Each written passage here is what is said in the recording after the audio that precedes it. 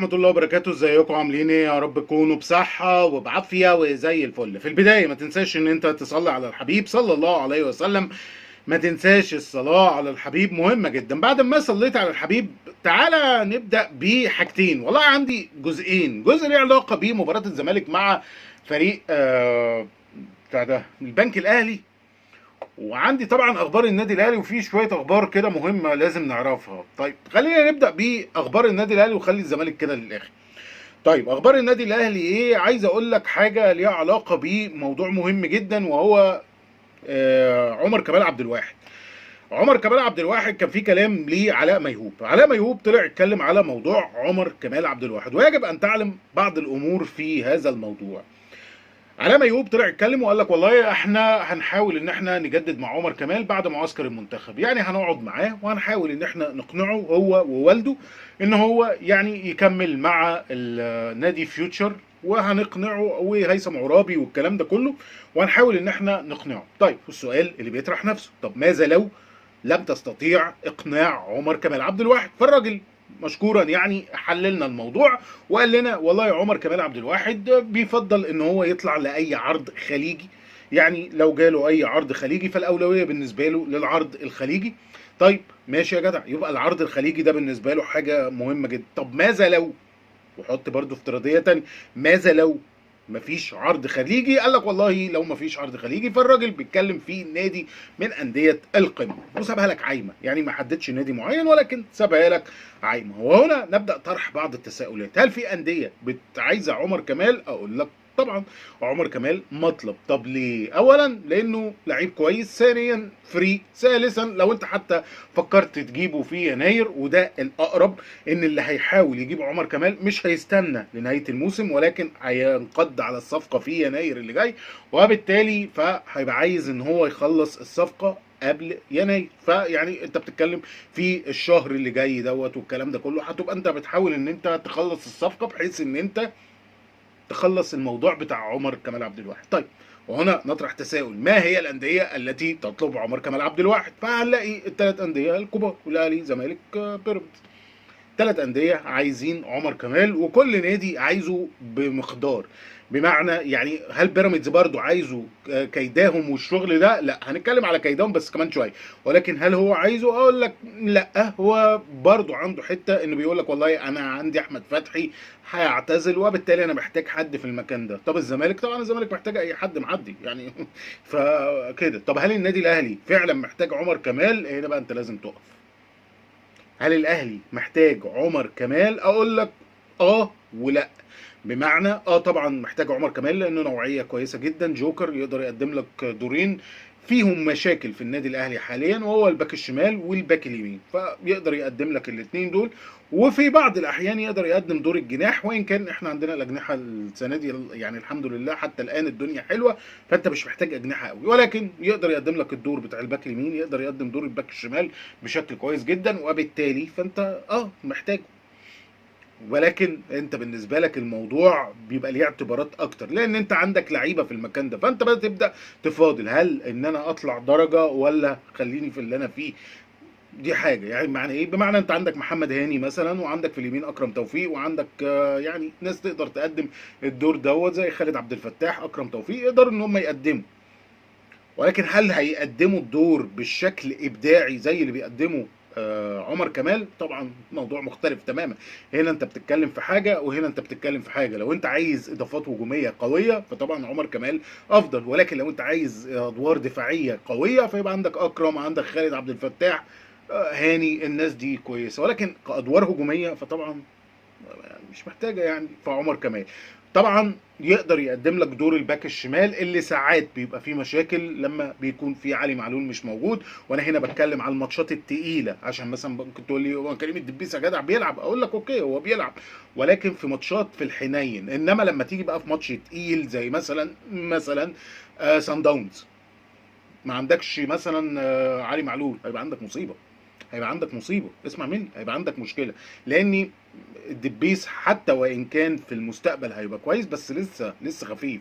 انما انت محتاج لعيب يكون دولي قوي، يقدر ان هو يسد خبرات بتاعي، يقدر ان هو يسد في الكلام ده كله.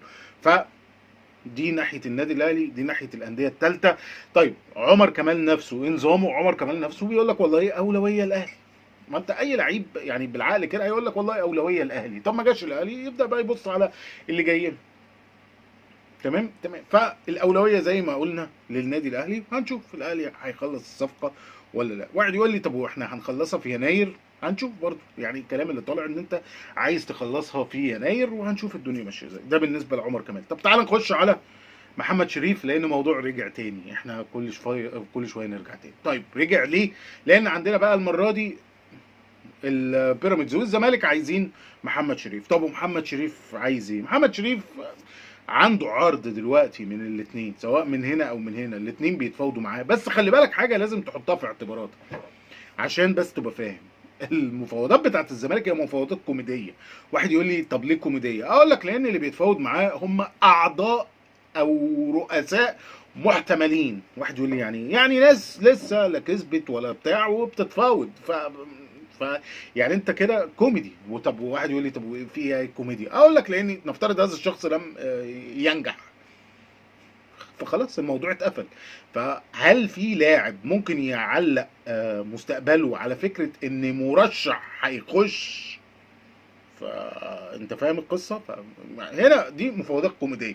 طب وبيراميدز؟ لا بيراميدز طبعا اوقع، لانه بيراميدز موجود وهي هيدفع فلوس وكاش وتوت على كبوته، وهيدفع للنادي السعودي كمان فلوس، وهيدفع لمحمد شريف ارقام كبيره، وبالتالي مفاوضات بيراميدز اكثر جديه. انما الزمالك طبعا الزمالك انت لسه عنده المشاكل اللي هي هنشوف بقى هتتحل ازاي، بتاعه القيد والكلام ده كله. دي حوار، ده تحدي طبعا لاي مجلس اداره هيبقى جاي. فحوار كبير جدا، فهنشوف بقى القصه بتاعته. ولكن زي ما بقول لك اللاعب عنده العرضين واطلع النادي الاهلي. طب النادي الاهلي قال لك ايه؟ قال لك والله انا مش هقدر ادفع الفلوس اللي خدتها. يعني انا خدت فلوس اروح ارجعها تاني عشان اجيبك؟ مش هينفع، مش هينفع. طب ايه اللي ممكن يحصل؟ والله بقى ممكن بقى نشوف بقى الخليج السعودي هل ممكن يسيبه فري، فساعتها تبدا بقى يبقى قدامه العوده للنادي الاهلي مره تانية، بقى يبقى متاح. او هنشوف بقى الدنيا لسه ايه ماشيه ازاي. بس دي حاجات لازم سعادتك تكون عارفها. تمام تمام. بعثه النادي الاهلي خلي بالك. طب قبل ما اتكلم على ماتش السوبر تعالى نتكلم على مباراه الاهلي مع الاسماعيلي. النهارده عندنا حكم ساحه هيكون حكم ساحه البنا، حكم ساحه حكم فار عمرو الشناوي. في نفس التوقيت اللي احنا بنلعب فيه مع الاسماعيلي هيكون البيراميدز بيلعب مع انبي. واحد يقول لي طب واحنا ليه بنقول لان لازم تركز مع بيراميدز. هيحكم لهم محمود ناجي ومحمد سلامه ميدو. محمود ناجي ومحمد سلامه ميدو. فركز كويس. فده هيكون في نفس التوقيت اللي انت بتلعب فيه مباراة الاسماعيلي الساعة 7 مساء. تعال نتكلم على التشكيل المتوقع. التشكيل يعني مش هيبقى فيه اي تغييرات كبيره. محمد الشناوي في حراسه المرمى، علي معلول في الشمال، محمد هاني في اليمين، عبد المنعم وياسر ابراهيم، مروان عطيه في خط النص معاه امام عاشور ديانج، وقدامهم تاو مودست ورضا سليم. طبعا مودست ما فيهاش اي عبقريه لان ما فيش غيره وخلاص. يعني هو رضا سليم يعني اعتقد في قرصه ودن ممكن تبقى موجوده لحسين الشحات بعد الموضوع بتاع الماتش اللي فات، وتاو لا غنى عنه. فدي اللعيبه يعني اللي انت لازم تكون عارفها. طيب حاجه كمان لازم تكون عارفها قبل ما نخش على مواضيع الزمالك، وهي ليها علاقه بعلي معلول. علي معلول هيجي من ماتش اليابان على القاهره. كل اللعيبه بتاعه النادي الاهلي او اللعيبه المحترفين باستثناء تاو هيجوا على القاهره الاول ويطلعوا كلهم هلا بيلا مع بعثه النادي الاهلي. بمعنى بعثه النادي الاهلي اجلت السفر ليه يوم 18، كان المفروض يبقى 17 اجلناه ل 18. وليه اجلناه 18؟ لان انت عندك اليو ديانج هيرجع على القاهره، علي معلول هيرجع على القاهره، وبالتالي ناخد بعضنا كلنا هلا بيلا ونطلع على سيمبا عشان المباراه بتاعت سيمبا. طب والاخ بيرسي تاو هل برضو نفس الكلام؟ لا، تاو وضعه مختلف. تاو هيطلع مباشره على تنزانيا عادي، ما عندوش اي مشكله لان في طيران مباشر على طول هيطلع من كوت ديفوار على تنزانيا. الموضوع بسيط جدا، فبالتالي اللاعب ما عندوش مشكله. انما طبعا بقى اللي هيجي من البرتغال اليو ديانج هيبقى في البرتغال، علي معلول هيجي من اليابان، ما فيش طيران على تنزانيا. فكله يقول لك طب خلاص والله ده هننزل ترانزيت في القاهره. طب خلاص ما تنزلش ترانزيت، يبقى الترانزيت على طياره النادي الاهلي اللي طالعه على طول، فانت هتيجي تركب الطياره تطلع. ده بالنسبه لعلي معلول. تمام تمام. تعال بقى نخش على مباراه الزمالك وما حدث فيها، لان فيها شويه حاجات مضحكه شويه وحاجات غريبه جدا. طبعا دلوقتي بعد اي ماتش بيخلص او بعد اي ماتش للزمالك في مصيبه، سواء تحكيميه او حاجات اخلاقيه.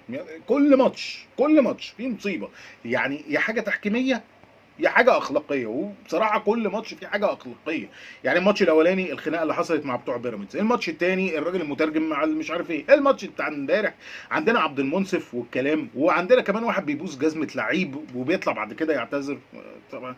يعني اللعيب قام جاي بايس جزمه شيكابالا، وبعديها بشويه قام جاي يعتذر عن هذا التصرف، وقال لك والله اصل الحماس ومش عارف ايه. في ايه يا اسطى؟ انت مقفر الدنيا ليه؟ انت بتلعب ضد البرازيل في نهائي كاس العالم ولا ايه؟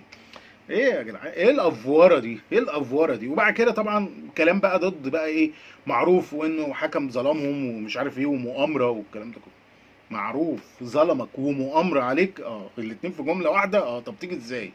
يعني مش عارف. وطبعا محاولات للضغط، وخلي بالك احتمال كبير معروف يتوقف هو كمان، زي امين عمر. خلي بالك امين عمر اتوقف، وادي معروف هيتوقف على ربع الدوري كده غالبا. كل الحكام هتكون اتوقفت اللي بتلعب ضد الاخوه بتوع الزمالك. يعني كل ماتش زي ما بقول لك فيه مشكله. والفكره ان الفكره في حاجه بقى، ان انت مثلا يعني اللي المفروض برضو يشتكي للماتش التاني على التوالي هو الفرق اللي بتلعب ضد الزمالك. يعني المفروض يشتكوا، ولكن ما بلاقيش هم بيشتكوا ولا بيتكلموا. والفكره ان انت الزمالك هم بيطلعوا بقى يتكلموا ويصيحوا ويصرخوا الحقونا ومش عارف ايه. على الناحيه التانيه الفرق اللي بتلعب ضدهم دي اللي بيبقى ليها 700 مليون حق ما خدتوش، بتكبر دماغها، او بتحس ان هي مش موجوده في الدنيا او بتاع. وانا النهارده طبعا انت عندك ماتش الاهلي والاسماعيلي، بعد الماتش ما يخلص انا متاكد اهو بقولها لك هيطلع صياح رهيب جدا من بتوع الاسماعيلي، ايا كانت النتيجه، ايا كانت النتيجه. وانا بقولها لك اهو من دلوقتي، ايا كانت صياح وصريخ وصويت، وهيقعدوا بقى يعملوا لك افلام هنديه. يقول لك والله كان لينا اوت ما اتحسبش، حكم الظالم اللي ده. حوارات انت عارف هتحصل النهارده. مش عارف الافوره دي هتخلص امتى يعني. بس كده، سلام عليكم.